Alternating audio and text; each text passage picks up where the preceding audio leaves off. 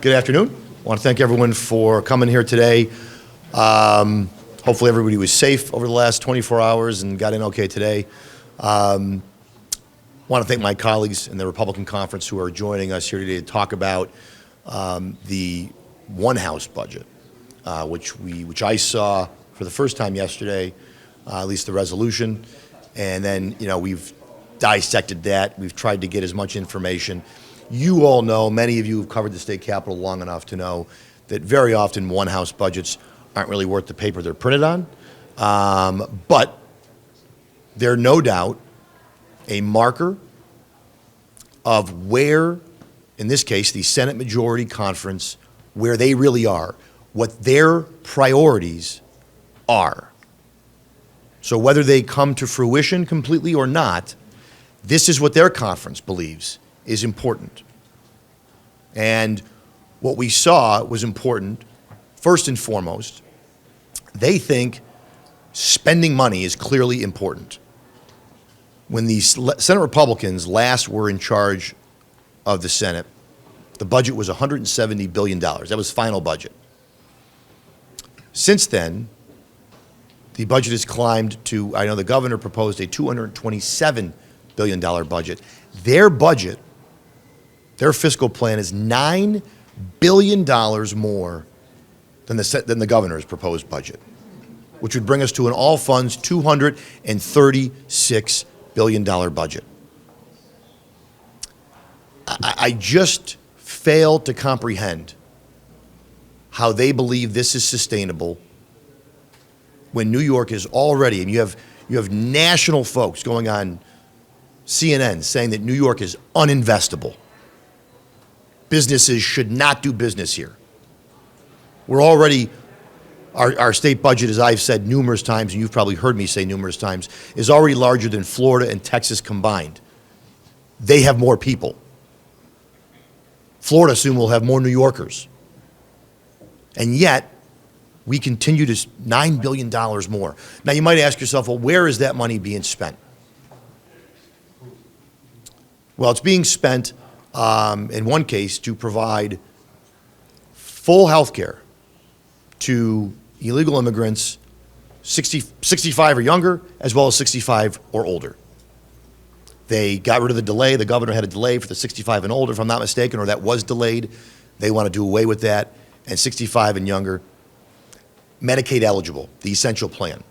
What's important for people to understand is the federal government will not cover or offset that cost in any way because they're not U.S. citizens, which means the state of New York will not only expand the number of people significantly that are on Medicaid, but we will cover that full boat, full cost to New York taxpayers, including people who, as we know, continue to struggle to pay for their own health insurance. Maybe they have to work multiple jobs to pay for that health insurance. Another priority of the Senate Democrats is clearly, as we know, are those who have broken the law. I can only term it as an obsession. They are obsessed with people who have broken the law, who have raped, murdered, robbed. They have by the way, they do not share the same obsession with the victims of crime. So we won't talk about the bill that would create a pension system for those who are in jail. That'll come up, I'm sure, post-budget.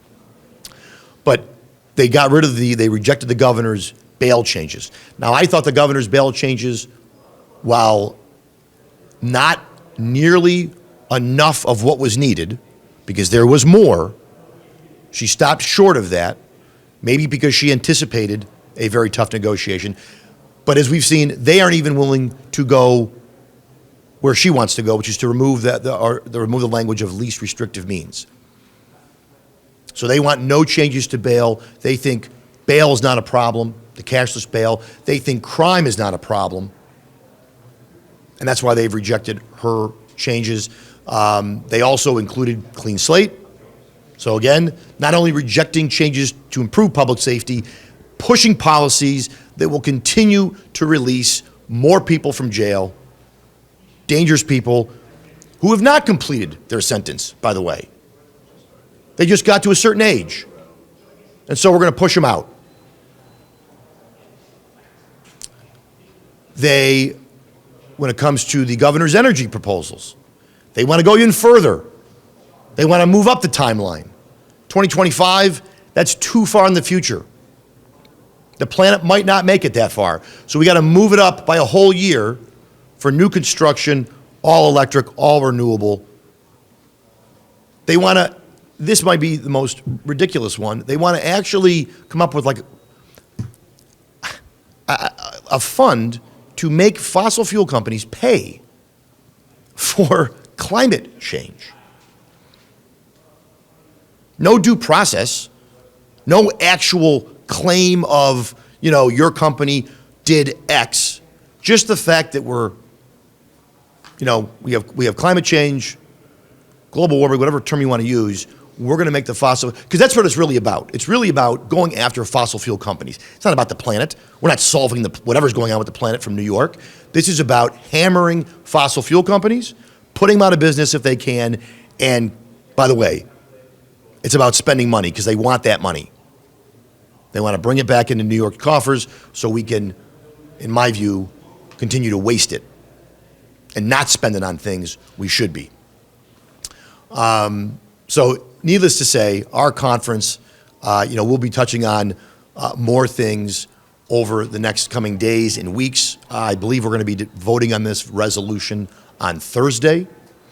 But if this is where Senate Democrats think New Yorkers' minds are, we've seen polling, we've seen what the governor's energy proposal upstate, 73% opposed to it.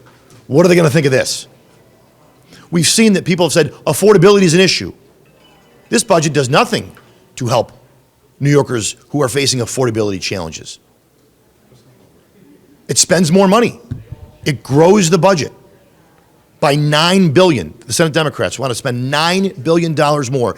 They want to increase taxes because you can't pay for $9 billion on magic. They want to increase taxes on people who are already fleeing the state of New York, who fund the largest portion of the budget, 40% by most recent estimates. And again, they are not at all concerned with victims. They are obsessed with those who have victimized, and they continue the virtue signaling of going after, whether it's fossil fuel companies or others, even if it's not even constitutional, because I really question the legality of setting up a fund. You know, the Superfund site, which is something I've supported, that actually, you actually have an acknowledgement from companies that, yes, we polluted this piece of property or this area or what have you. You don't just say, you're in this business, so therefore you owe us money. That's what this does. It's wrong. I don't believe, again, it's constitutional, but the biggest takeaway is that this budget their resolution spends $9 billion more. They're laser focused on protecting people who've committed crimes, who are in jail currently, releasing those people where they can, regardless of whether they've fulfilled their sentence. They've done nothing. Talk about the unemployment insurance. There's nothing about that. Even the Assembly, my colleagues in the Assembly Democrat, they actually put up, I think, $2 billion? $2 billion. Some recognition that this has to be paid down and that our businesses are getting stuck with the bill. My colleagues in the Senate, no such acknowledgement, no such recognition. So very disappointing, very frustrating. I'm joined again by my colleagues. I want to thank Senator O'Mara for his role thus far in the budget as our ranker on the Finance Committee. He will no doubt be someone you'll all be familiar with on Thursday when he leads our debate on the floor on this resolution. Although it will not be limited, I'm certain to him. I want to thank Senator Lanza and all of our colleagues who participated in the hearings. And I want to thank New Yorkers who participated in the hearings. And I'm sorry that some of your concerns have fallen on deaf ears, but we'll continue to do the best we can from our conferences. So happy to take any questions at this time. Let's keep it to the reso at this point. If there is, for some reason, any off topic, we can do that afterward. So on the provision in there, I think it actually, correct me if I'm wrong, they expand the phase out of new natural gas hookups in new construction. Could you talk a little bit more about your concerns there and what sort of effect that would have? Sure. Well, forgetting the fact that, as I mentioned, most of my constituents are and upstate are vehemently opposed to this because it would have, I think, more of a significant impact upstate. This is, I think that it changes it up to December 31st, 2024. I mean, we're in 2023. This is, to me, it's you're gonna at the same time the governor's talking about building more housing. This is going to make building more housing more expensive. There's no two ways about it. That's why there's not enough housing in New York that's affordable, because housing to construct in New York is more expensive than other states. It's more expensive than our sister states like Connecticut and New Jersey and Pennsylvania. If she thinks this is going to help that, it's wrong. Now, again, I know this is not her proposal, although I think her proposal is bad enough. But this is going to make housing more expensive. It's going to make people think twice about whether they want to build a new house in New York, which we already know people are. We give them plenty of reasons to double think that decision anyways every day. And so I think from that standpoint, it's going to make, I'm sure the real estate market, home builders are going to be significantly concerned about this kind of proposal, because it goes into effect literally a year and a half from now. And just to follow up, what should be done in order to kind of deal with utility costs that a lot of people are facing? Well, so let's talk about why utility costs are already high. Many times they're high because of the taxes that are levied on the delivery of the energy to someone's home. That's the first thing. In some cases, they're high because they're getting propane or home heating oil, and that's a delivery, right? They don't have infrastructure that delivers it right to their home. You know, does natural gas, by the way, which is how I heat my home. But electricity, if everyone has to go to full electric, that's not going to make utility rates less or cheaper. By almost every account, it's going to make their utility bills more expensive. And that's when it's going to really hit home for a lot of New Yorkers, because I know most people, like me, they don't read their whole bill. They don't know what goes into the whole bill. They just look at the bottom number. What's the final number? This is going to increase that bottom number. And then people are going to call their senator and call their assembly member, but it's going to be too late because it's already going to be in law. And so this is not going to do anything to make people's utility bills less. It's also not going to do anything to make people's utility energy more reliable. Just here in Albany, I happen to know someone who had their family over last night because they lost power. And they have 4 little children, and they had no heat. And I don't know if they still have heat because they lost electricity. They didn't have a natural gas boiler or fireplace or whatever it was. So these are things that we've been talking about for a long time. The Senate Democrats really are just doubling down and trying to pull the governor even further, which was why I advised her initially that she shouldn't have led with this proposal, that my colleagues in the Senate would try to do all they could anyways, and I think she's just set herself up to be pulled further to the left on this issue. WENY. How do you feel about, so the Senate Majority Leader said that, judges have a decent amount of discretion, and they say the focus should be more on funding into like mental health, Yeah. crime prevention Yeah. programs. What do you have to say about that? Yeah, we can do, well, first of all, giving them discretion doesn't cost a dime. So we can put money in mental health. And this conference has supported that. And I actually have come out in support of the governors bringing more beds online. That's a good thing. Judges do not have discretion. Find a judge that will tell you that today they have discretion. They do not. The least restrictive means, that language, that's literally what the law says. The least restrictive means is almost always not, releasing them either with an ankle monitor or whatever it means, but they're on the street. Ankle monitors, by the way, are very easy, as I have found out or heard from law enforcement, to remove from your ankle.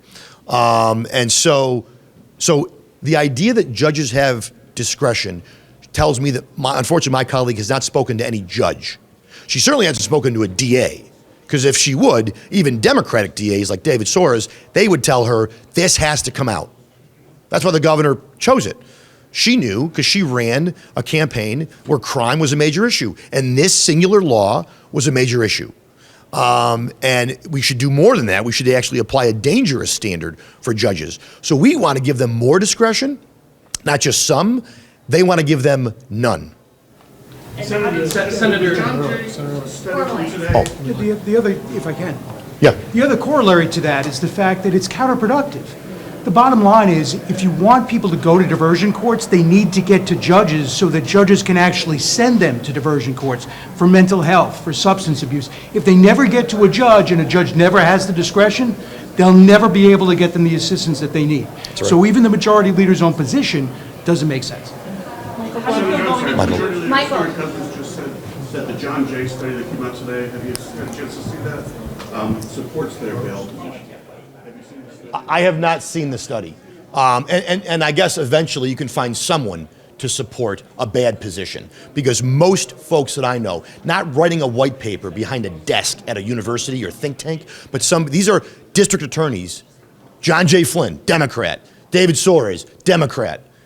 I can also name some Democrat DAs who aren't DAs anymore who supported our position on bail because they lost, because they got tagged with being supportive or just being in the crosshairs, so to speak, politically. But the reality is these folks are coming out against this law because they're seeing it every single day. They're seeing victims who are not getting justice, and they're seeing more dangerous people on the street under the guise that somehow no discretion for judges is somehow more just than providing judges who are sometimes, very often elected locally, to provide some level of discretion to look at someone and say, you've been arrested 10 times in the last 2 months.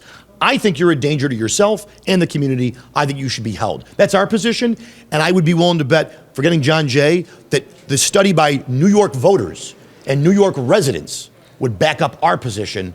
And so I haven't seen the study, Michael. I will look at it, and I can be happy to follow up with you at a later date on that. Senator, how do you feel going into negotiations on this issue with the governor and your colleagues? So I had a meeting with the governor.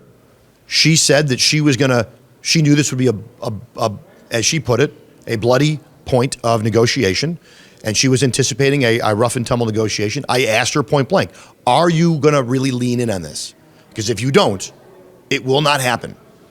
Now, we'll see. We all know there's horse trading. Does it get traded away? I don't know. But I'm going to hold her to her word at this point that she needs to lean in. If she doesn't, no one else is fighting for victims out there. No one else is fighting for the DA's position, for law enforcement position, to give judges more discretion, to keep dangerous people off the street from re-victimizing New Yorkers. Last question, Zach. So, Senator, on bail, it's been a rough couple months for the governor. South Ang and now East One House have certainly reviewed a lot of her proposals. Do you think that she is politically strong enough to withstand this resistance from the Democratic supermajorities? Or is she too weak to win on this? You know, the easy answer, Zach, is we're going to find out, right, in a couple of weeks here. Our conference, certainly on the Judge LaSalle thing, I think, you know, we gave her a lot of time to file a lawsuit herself. She didn't. We had hoped she had reached out to us before it even got to the committee. She didn't. So I felt like there were things, and she knows this, that could have been done more from her office to give Hector LaSalle, who would have been a great judge, a better chance at succeeding politically. That didn't happen. A governor in New York, as I've been on the other side of this plenty of times, they have a lot of leverage in a budget, maybe more leverage than any other point on any other policy issue in the budget. And we can go back to Pataki v. Silver and all these things. But the governor, so, you know, the question is whether she uses that leverage to enact policies that keep New Yorkers safer as it relates to this issue, or whether she backs off from that because there's other things she also wants. And no doubt this is a tough issue for the Democrats. They've made plain they didn't want to do the changes we made cosmetically last year or 2 years ago. So I would tell you that New Yorkers, people who are scared to take the subway, people who are scared to go to the bodega, people who are scared to walk their kid to school, certainly in New York City, in Rochester, across the state, they're counting on her to be strong enough to protect them. And so I hope she is. Would you back her if she goes past the April 1 deadline? Would your conference support her going past that deadline? I mean, On this issue specifically, 100%.